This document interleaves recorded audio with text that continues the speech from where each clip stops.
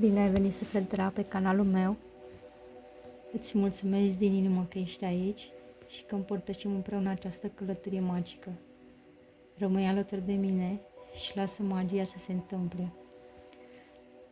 Am extras pentru azi, 30 ianuarie 2026, cartea din cărțile Oracolul Animalelor de Putere.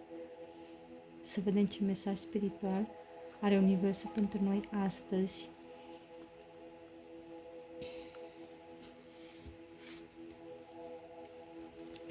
Vultur, condor, înțelepciune magică. Trecutul este acum curățat. Primești ajutor la toate nivelurile. Doamne ajută! Această carte aduce un mesaj de eliberare și vindecare profundă. Condorul, pasărea care zboară cel mai aproape de soare, simbolizează puterea de a te ridica deasupra greutăților vieții și de a privi lucrurile dintr-o perspectivă înaltă.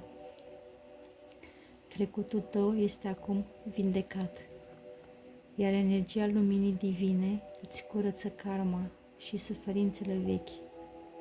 Primești sprijin spiritual, emoțional și material din toate direcțiile. Ai încredere.